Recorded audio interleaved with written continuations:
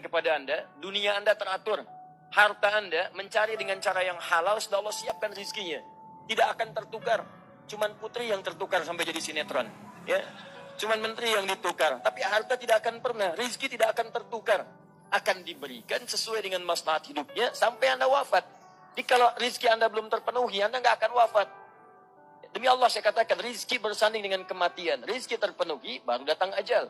1. OTG, dia tidak merasakan apa-apa. 2.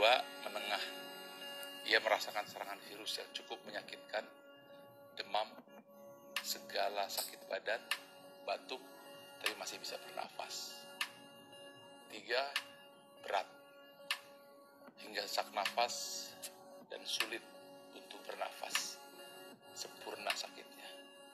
Saya termasuk kategori yang 2 atau menengah dan menuju ke 3. Intinya, kalau kita terkena nomor 2 dan 3, maka kita tidak lagi memiliki tubuh kita.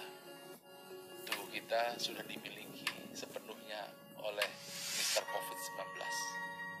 Badanmu demam, matamu berkunang-kunang, kulit serasa terbakar. Intinya, badanmu dikuasai oleh COVID. Lalu apa yang kamu miliki? Bukan tubuhmu lagi, tapi jiwa. Ya, hanya itu yang kamu bisa kendalikan. Kalau kamu gagal mengendalikan pikiran dan jiwamu, maka dirimu bisa dikatakan selesai. Atau bahkan bisa lebih buruk lagi. Lalu apa tekniknya? Izinkan saya sharing dari pengalaman saya selama saya terkena COVID-19.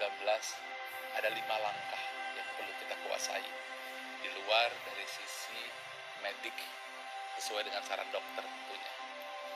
Yang ini adalah bagaimana secara mental dan spiritual.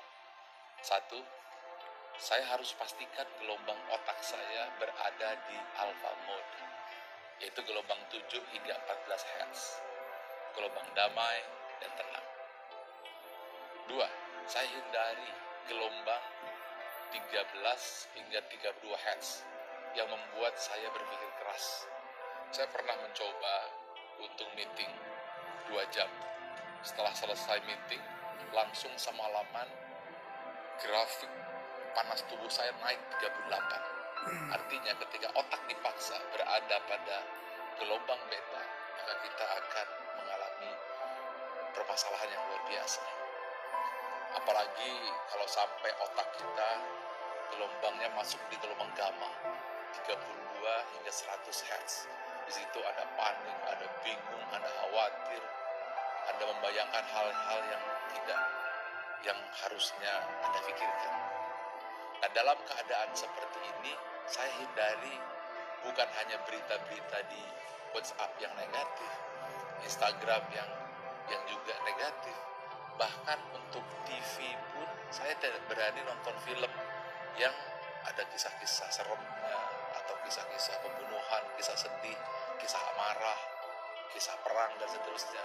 Yang saya cari yang dimensi senantiasa alfa, seperti kisah hewan, kisah binatang, kisah tumbuh-tumbuhan, kisah perjalanan, itu saja. Jadi saya memastikan gelombang otak saya seperti air sejuk yang dingin. Dan saya usahakan selalu sampai di gelombang theta. Nah, theta itu lebih dalam dari gelombang alfa, 4 hingga 8 Hz. Itu adalah gelombang otak deep meditation.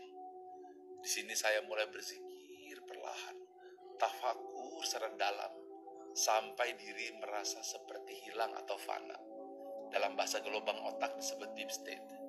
Di situ diri kita akan merasakan kebahagiaan yang tidak terberi, kedamaian yang tidak terkira. Pada saat itu apa yang terjadi? Di luar dugaan saya, suhu saya yang tadinya 38 drop ke 35. Nah, teknik ini disebut dengan teknik brainwave.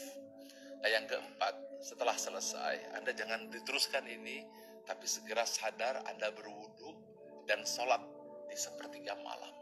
Munajat, taubat, mungkin selama ini ada hal-hal yang salah. Mungkin ada rasa syukur yang kurang kita sampaikan. Mungkin ada dosa yang kita lakukan. Tobat, lalu syukuri semua yang telah Allah berikan. Setelah selesai, yang terakhir, yang kelima, baca ayat suci Al-Quran. Setelah itu, Anda tarik napas dalam-dalam dalam keadaan berwudu, Anda tidur terlentang, dan kemudian jangan lupa Anda tersenyum.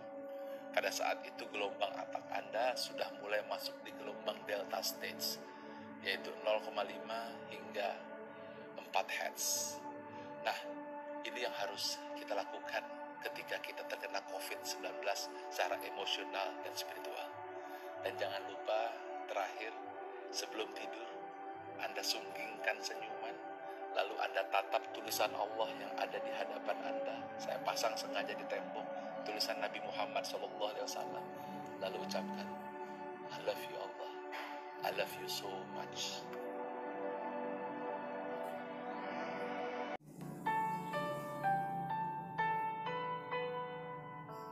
Kamu tidak akan pernah mendapati puncak kebaikan tertinggi yang menghilangkan semua sifat-sifat buruk sebelum mampu menginfakkan berbagi apa yang kamu paling cintai.